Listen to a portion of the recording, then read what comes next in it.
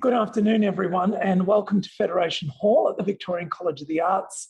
I'm sure you all know me now. I'm David Sequeira. I'm the director of the Fiona and Sydney Meyer Gallery, and I'm also the person that has the great privilege of programming Art Forum here for the faculty.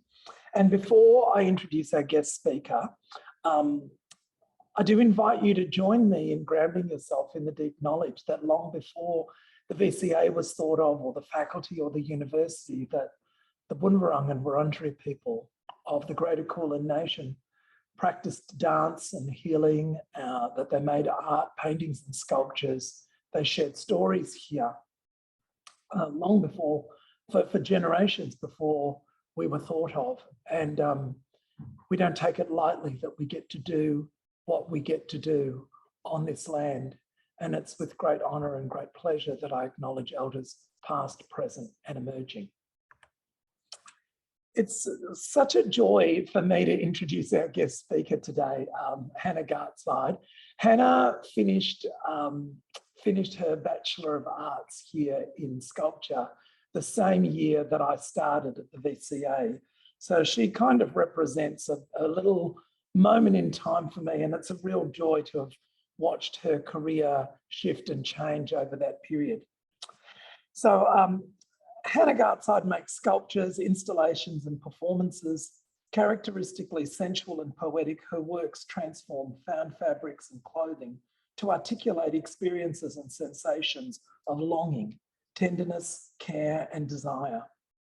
Hannah works with worn, collected fabrics, applying cutting and sewing processes from costume making and quilting disciplines to create works that embody the rich history and memory of used garments. Her major installation is currently on show as part of Primavera at the Museum of Contemporary Art in Sydney. This is a suite of kinetic textile sculptures that honour iconic female figures of the past. And just to let everyone know, Hannah is a graduate of the Bachelor of Arts program here at the VCA, and also more recently a graduate of the Honours program. Please, wherever you are in Zoom land or in Federation Hall, please make Hannah very, very welcome.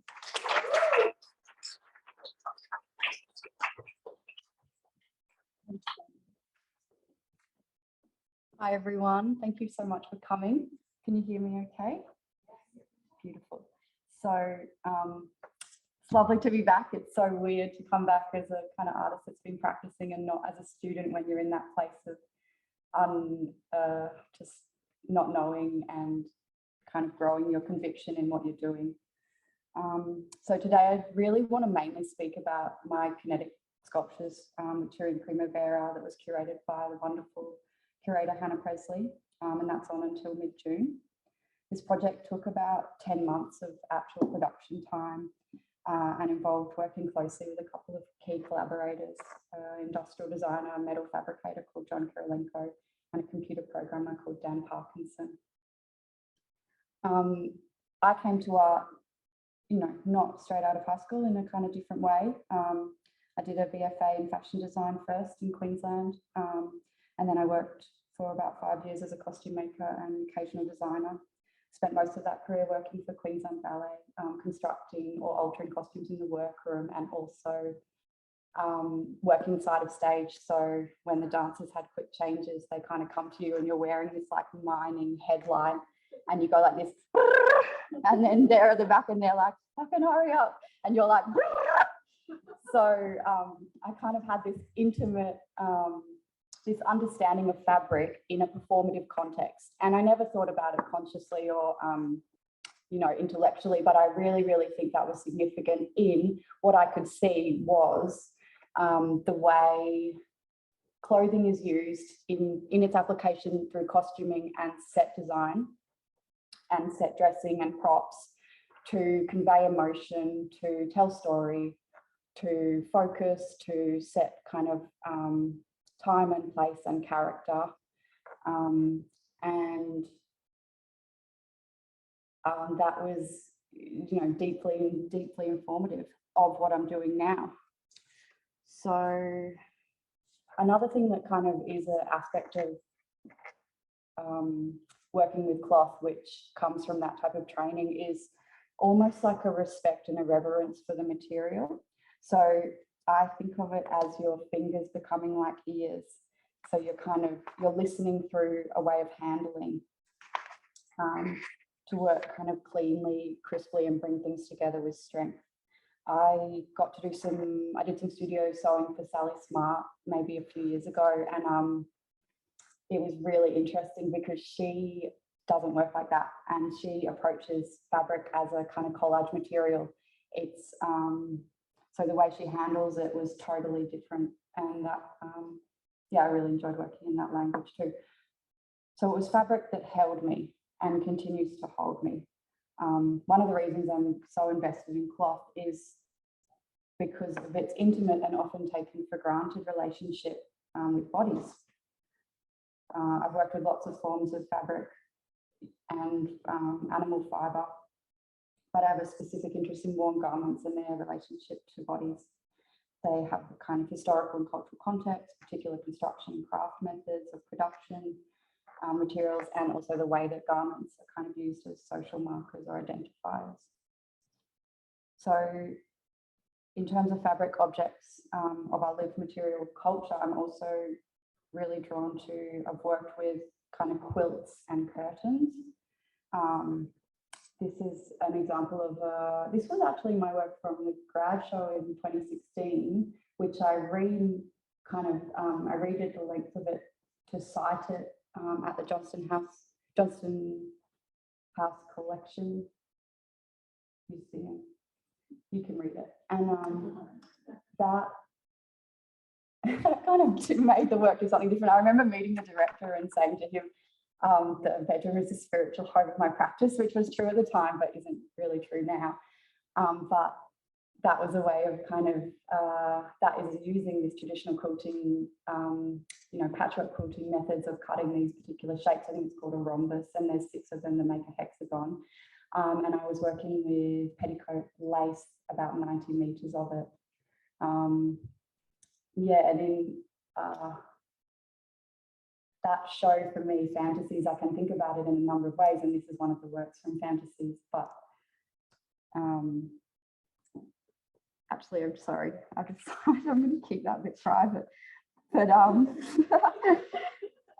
let's go on to the next quilt, which is, this is called This Body Will Experience Pleasure, and it is made from sequined party dresses that are secondhand. It's using patchwork quilting again, but also the lettering's done in a technique called trapunto, and that's velvet fabric. And what that is, it's a way of you use 2 layers, and then you cut a slit in the back of the underneath one and you stuff it, so they get this kind of bulbous enlarged shape. I made this work for myself. Usually I'm making work because I want to meet other people in the work, but this one was for me. I showed it to someone and he kind of was just like, whatever. But I actually think it's kind of, I think there's something kind of important about staking a claim for this, in terms of you can't even have pleasure without having a feeling of safety first in the world. So kind of, I'm really glad I made it. So let's move on to this work, which is made using the curtains from my childhood home in London in the late 80s, early 90s, and that's my mum and dad on the right, going to a fancy dinner and deciding that the best place to get the photo of their outfits was in front of the TV with the kids' toys on the floor. And this work was a way of re-meeting him through sculpture as an adult artist, and really kind of honouring and acknowledging the part he played in our lives, and wanting to make a space outside of time where we could re-meet. And yeah, so that's my kind of broad way of saying that my practice has been driven by this relationship between bodies and cloth. There's one text, and I'll just read you this excerpt really quickly because it's basic, but I think it says something really interesting. It's by this academic called Peter Stalibras. He wrote it after the experience of wearing a jacket from his very best friend who had died, and kind of unpacking what the power of that was and why it was so affecting for him. The particular power of cloth is closely associated with two almost contradictory aspects of its materiality: its ability to be permeated and transformed by the maker and wearer, and its ability to endure over time. Cloth thus tends to be powerfully associated with memory, or to put it more strongly, cloth is a kind of memory. So leading on from that, academic called Jackie Chlandra wrote, she speaks about cloth's ability to be permeated in a review she wrote of a live stream performance lecture I did for the Institute of Modern Art in 2020. And she said, in other words, the indexical mark, a stain, a smell, perhaps a hair, is not beholden to mimetic representation, but it is beholden to its referent. It always implies the body or object that made it, and it is the very material quality of absence that asserts the body. So I'm just going to paraphrase that to ghosts are held in cloth. I think that there's this life and energy stored in worn garments, and in some ways working with them allows me to access other people's lives and other points in time. I kind of think of working with clothes and all material, and maybe this is particular to working in sculpture, but really valuing the materials as them having their own sentience and their own consciousness, and it becomes like a conversation that Lara Schnitko is a sculptor based in LA, and she kind of put it something like, it's like this thing that you do together. What is the potential in here between me and the material in the way that I can kind of enact processes upon it or work with it? So we've been through like this kind of background fantasies world. That's the pastel colored landscape work. I consider these to be the younger sisters to my Primavera sculptures. They're gentler, they're more naive, soft. I still think it's super important to stake a claim for tenderness in the world and for pleasure, but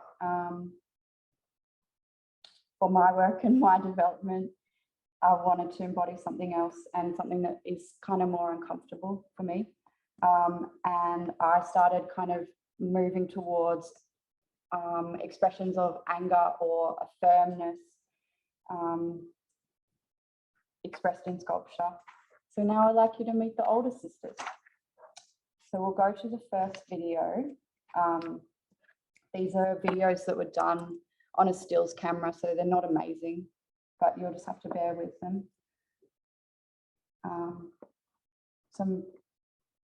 I'll just keep talking and June can make that work. So my original curiosity and this was something I sat with for a few years, was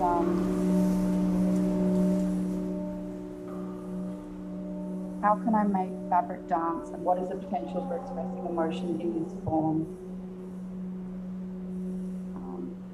I wanted to use sculptures as stand-ins for bodies and for them to be in relationship and be engaged with viewers.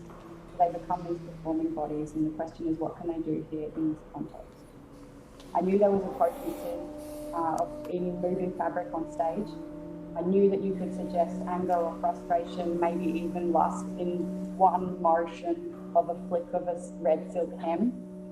I wanted to use what was already kind of known to me in my arsenal of working with cloth and found materials and extend that into this kind of kinetic spinning language.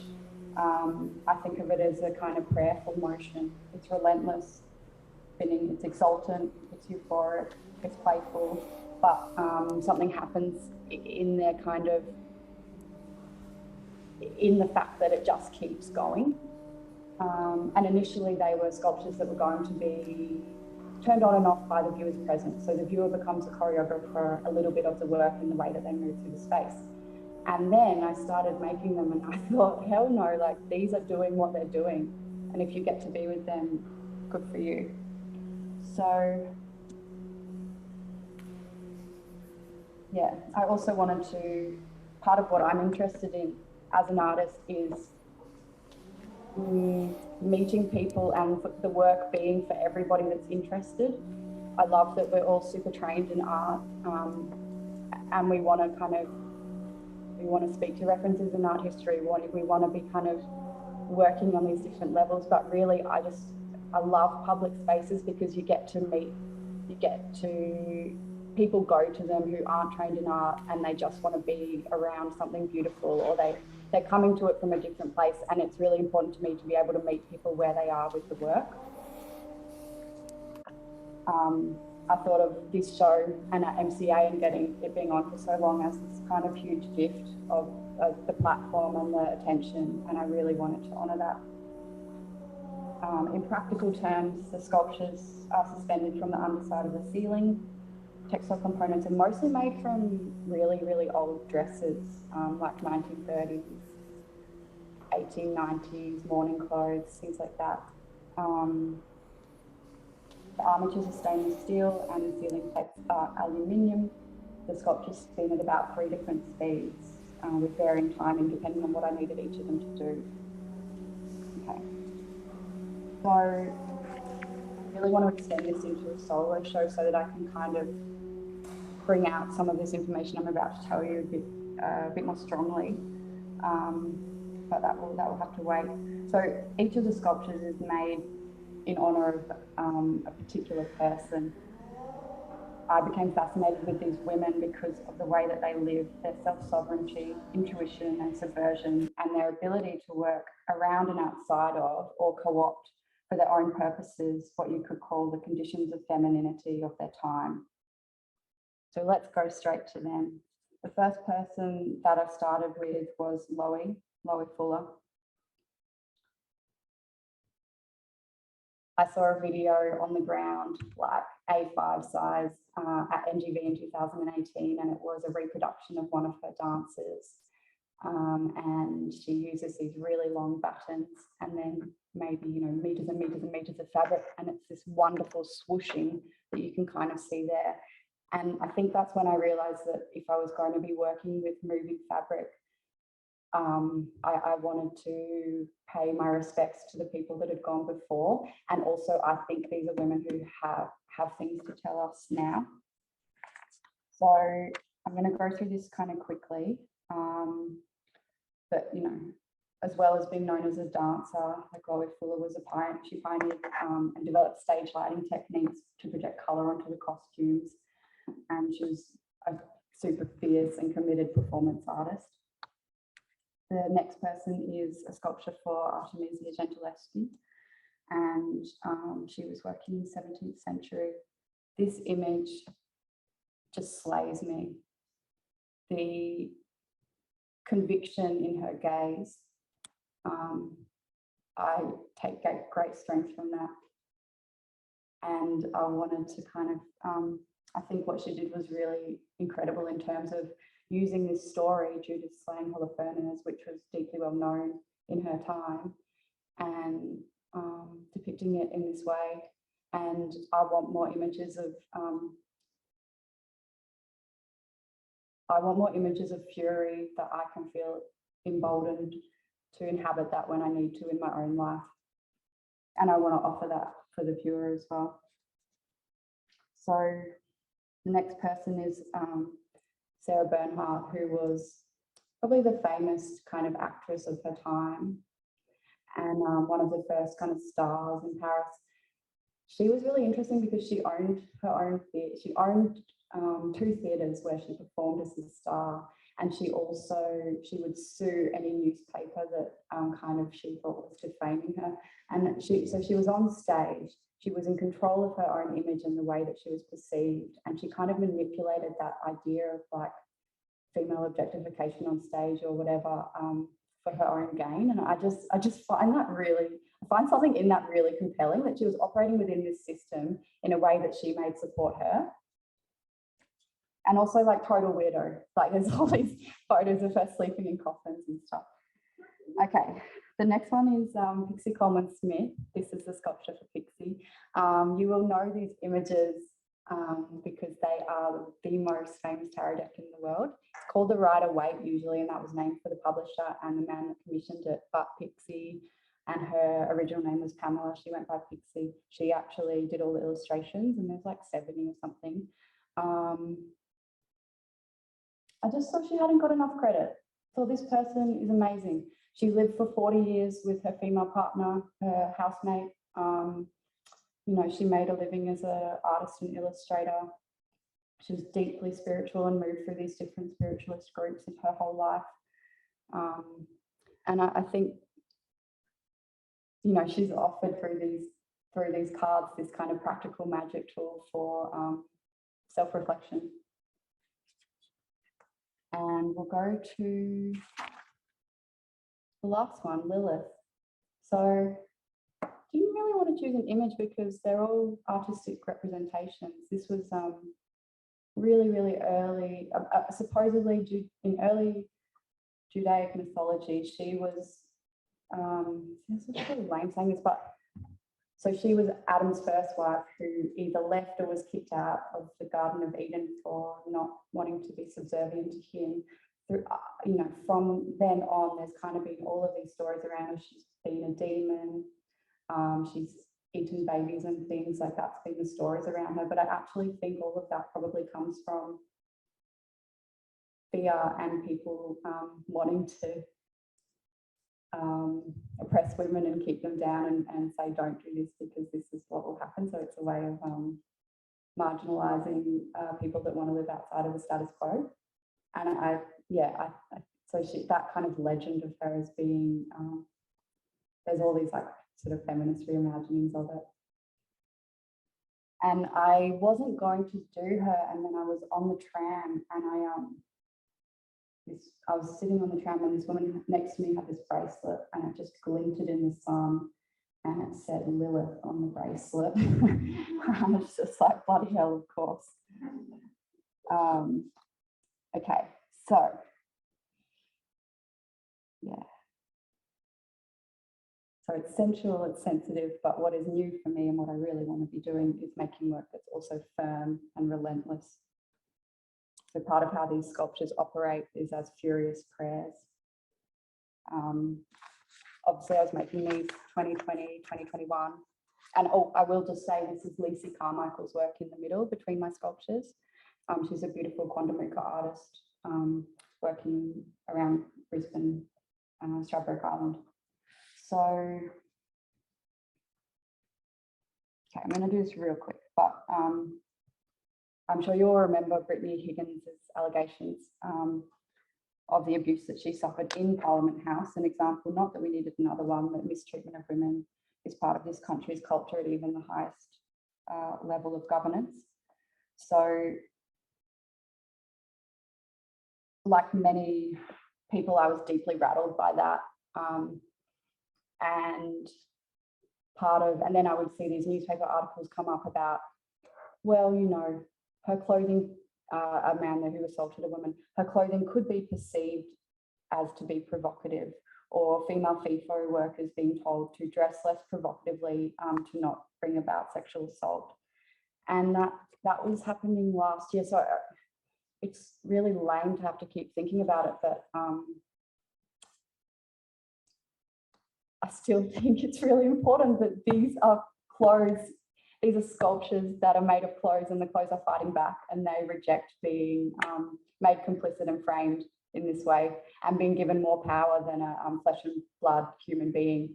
Which is also interesting because if you think about, well, what is the potential of garments? You know, that's something I'm deeply interested in, but yeah, I think that's really absurd.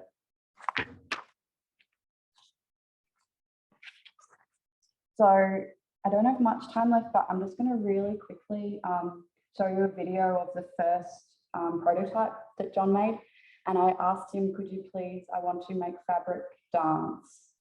And this is where we started, and I had this lampshade that I'd found on the street, and I gave that to him. And what I kind of, there it is. Do you want to put the sound on? Sounds like that. So it's, there's a little Arduino computer in it, and you write a program for that, which makes it spin in different ways. and they're, you know, super janky. Yeah, let's keep going. So this is, I just spent months doing this. Like, you look like an insane person, and it never looks good right until the end. And that's why I wanted to show you today, because let's, next one. Let's, I wanted to show you because often you don't know what you're doing, but you just have to stay with it. And, you know, I had this kind of like sensation in my consciousness of what it could be, I thought. And look at it, it's like totally wobbly. You know, we worked all of that out. I had to firmer. All of those panels ended up having cable in them, which makes them firmer. There's also interior, like laser cut kind of circles that hold the fabric. But it, you know, you could see it was almost getting out still at that stage on an aluminium pole, so the pole itself just goes mental. Next one, please. And this ended up being Loey, the beautiful pink one. And look at, like, this is very early, and I got to work. I was working in the front of the studio building because there was nothing in there, so I just kind of set up camp as well as my workroom studio. And next one as well, yeah. And then it kind of gets a bit, you get closer and closer, like every week, let's say. So I'm slow. And they always have that noise, that really painful humming noise, which is the drill, because John rigged it so that you could make it faster and slower with a drill. Next one, please. Okay, no, we'll go back to the PowerPoint too. Thank you. And we'll just flick through these ones. And I think that was really the main kind of, yeah, so this is working with that's a 1890s silk morning skirt, and it wasn't long enough, so I kept having to kind of piece it together, but it worked really well because silk obviously captures the light in different ways depending on the grain, and the grain is the direction of the weave. So that actually ended up working out quite well. I made it in cardboard first, and then you just refine. Next one. And then I worked with, okay, this is a bit sad, but I actually cut all the tassels off that 1910s piano shawl and put them on the sculpture. So they all get ironed, and then they get measured, and then they get cut, and then they get a tiny little oxidized sterling silver plated jump ring on the end of each tassel, and then that inserts around the cable on another jump ring, and then you repeat that like 100 times or more. But they end up with this great kind of hairiness. Keep going. We'll just go, yeah. So that's Sarah.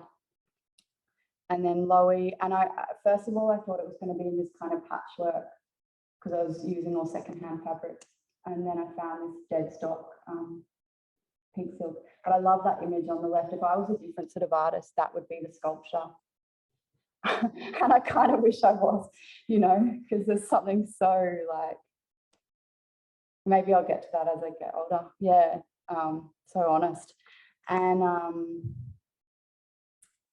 this, just point out quickly, this dress on the left, which is a 1920s one that I found in this antique shop in Tasmania, which ended up being the perfect colour for this silk crepe that I already had bought. And I got 12 metres of that, and it's dead stock, so it's from a designer, and then they're not going to use it, and it gets resold from a fabric store. And that was the only kind of the newest sort of fabric I used, but I needed that length, and you have to let it drop for ages, and that's the steel armature that John made.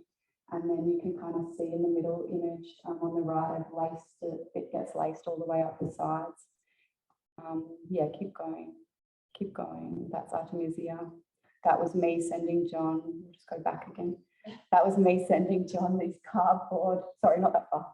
These we just had this constant contact because it's all problem solving. Yeah, so I would say maybe what about this in cardboard, and then it ended up being like that in laser cut aluminium. Yeah, keep going. And that's Pixie. So the finger is done with a spring. I don't have a good video, so I can't show you it properly, but it actually does this amazing, it has like a wrist, an articulated wrist. So it kind of goes back and forwards in this almost flirty, uncanny way. And we turned all the other fingers up, and then the one with the spring in it is the one that hits the ground. Yeah, keep going. Keep going. And this is taken like a week ago. We had this meeting with maybe 8 people in the Zoom, and they were saying, will it wear down the floor? And I said, does it matter? Like, is that a problem? I think I said, is that a problem? Because I genuinely needed to know, but I think they meant like, oh, I think they thought I meant I'm doing it anyway. But it did end up wearing down the floor, but I think it looks great. And it kind of, it's this very, you know, it's got silk on the back, like it's as least abrasive as it could be. But it kind of becomes this lovely metaphor for like a very slow ability to make change over time as you kind of just keep doing it. Yeah, and I'm sure they'll be able to fix it later. And then this is, okay, this one also just to see how ugly things are when you're in it, and that it doesn't matter and it's so part of it, and just to keep going. That's kind of why I wanted to show you. I cut this one out of one dress. So you can see you can't really tell, but there's like a line of stitched thread that I was using to get a reference for where to cut, because it's a bit intense when you're cutting a dress that I could not even find again. I tried to look for one. This was given to me. It's a 1930s gown in silk moire, and it was given to me when I was 16 or 17 from my neighbour, and I just kept it since then, and suddenly it was time to use it. Keep going. And keep going. I also just wanted to give a shout out. You can't do a project like this by yourself, and I had great help from artists Megan Streeter, Louise Mewison, Anthea Kemp, and then also from Katie Ryan, and then obviously working with Laundromat, who's John, and Dan Parkinson. And they're all appropriately credited in the gallery. I think it's really important to not pretend like you do it all yourself, and to kind of really, you know, like we exist with others, and it's important to acknowledge everyone's contribution. That's my strategy anyway. So we'll end with a video of Sky McNichol, who is a violinist, kind of experimental but classically trained violinist. And I got invited to do something for this first Friday's event that MCA do. And I said, how about Sky? And she's based in Brisbane, but she came down. Yeah, you can play it. She came and we made this note, and we got to play. I said, can you play 4 sculptures? And kind of read them up again and have that read kind of type them up against the space. Play out.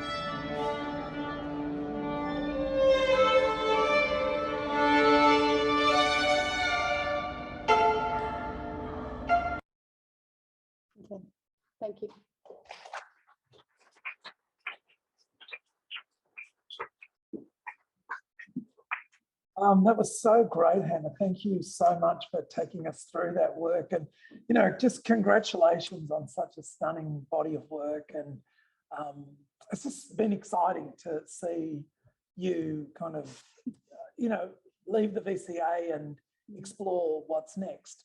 I'm wondering if anybody has a question for Hannah. Yeah, I've got a favour to ask with a question. I know this is a big ask. Can you come out here? Because that way people from Zoom land can get the question. So if anyone's got a question, come on through. Thank you.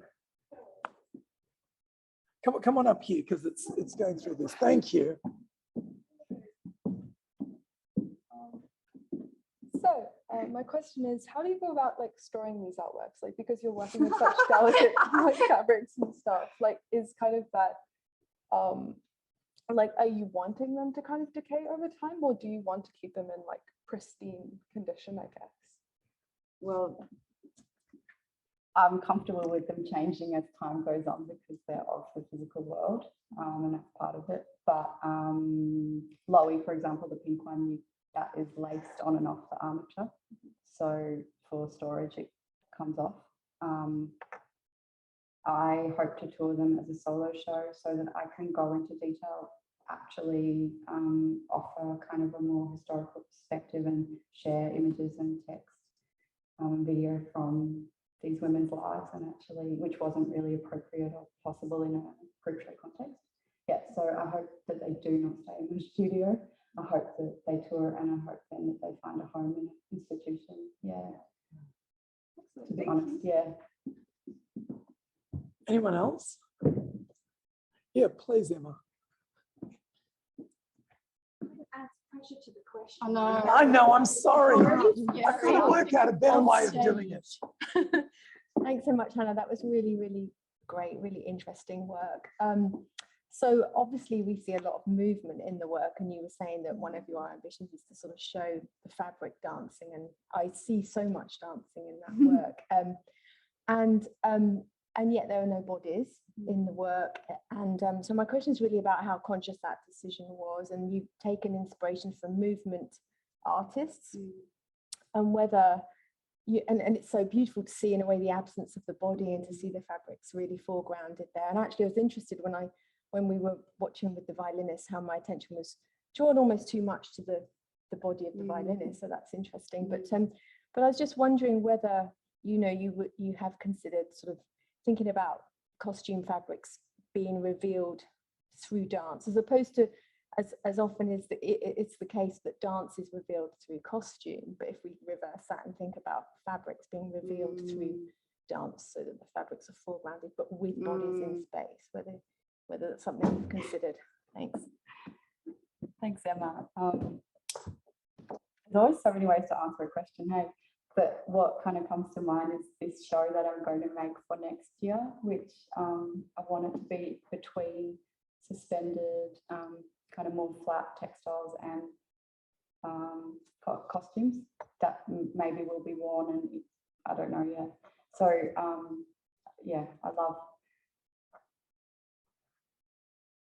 I love the idea of being able to do that. I think it kind of probably goes more into like a Rebecca Horn or something, with these, you know, these kind of worn pieces that then operate with a body. But I guess also then it becomes paying people for their time. And there's all these other things involved, like maybe it would have also worked if I could pay 5 people to stand in the gallery doing that every day for 6 months, you know. But that's not doable, yeah, at this point. Yeah. But yeah, definitely I love the idea of thinking of it as the body as a support for the costume. Yeah, that's clever. Thank you. Anyone else? Oh, I've got one. Come on. Come on. Do it. Like, to ask you this. Oh my gosh. You would be thinking about that too, the costume as a support for the body. Yeah, and Simone's all over that I'm already. not all over it. Hannah, what a total delight to see the work after having worked with you in undergrad. Yeah. But just one thing that really struck me, which was so stunning, is the staging of the works in that space. And I was thinking of Edward Meyerhold, the Russian constructivism, and those kind of connections back to early 20th century Yeah, so tell me, what was the decisions that led you to locate which sculpture where, and the beautiful shadowing that that created? Very important, lighting critical. That is a man called Bo did that at MCA. Okay, so I wanted people to be able to walk through them. So we had a path, so you could go on the sides, you could also go through. So what I love about sculpture and installation is that you have a physical relationship to the object or the installation. You're reading it, you're perceiving it with all of your spidey senses, not just visually. So partly it was being able to make it something that you could be in, around, and not just see like flat from one angle. And in terms of the shadows, I would like that to be darker, the whole installation, but again, that's more of a solo thing. The shadows, what they do is they put you in between, they kind of fold you hopefully into the space being part of that world of the sculptures. So you've got a shadow behind you, you've got a sculpture in front of you, and therefore you are within it. Yeah, so that was the decision around that. That sort of answered, do you think I answered that? Okay, cool. Yeah. I've got one question. Look, you know, you talked about your relationship to the materials and this idea of worn fabric. And do you ever have anxiety about cutting up something that's 100 years old, or like, do you ever go, oh my God, what if I don't do this justice? Or because, you know, you're never going to find that shawl You're again. never going to find it. Can you talk about that a little bit? I love that. Look, I wish I did, because then I would, you know, but no. I kind of feel like if it's come to me, it knows what's happening. Yeah. And I'm careful. Like, part of my method is to, in dressmaking or fashion, it's called toiling, and that's when you make something in a test material before you move on to the real material. So I do that a lot. To kind of see that, because I'm a control freak, so then I can see kind of roughly what's going to happen, before I dive deep. But you know what, I'm going to tell you this, but it's actually a very sad story. That green silk, it actually had this watermarked moire pattern on it, which means that it looks like it's kind of got an ocean on top of it, and it's all these lines going in different ways. It's literally called like watermarked silk or something. Anyway, I noticed that the dress had a few spots on it. I was like, oh, I should probably try and get them out.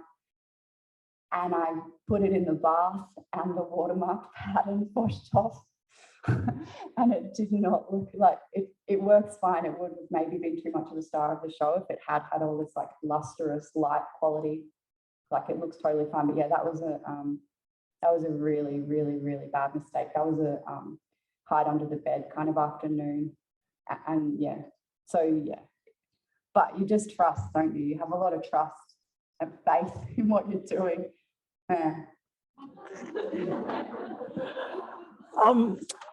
To our audience in Zoom world and our audience in Federation Hall, please join me in thanking our guest Hannah Gartside and congratulating her. Thank you. And we'll see you all next week for Art Forum, same bat time, same bat channel. We'll see you then. Cheers.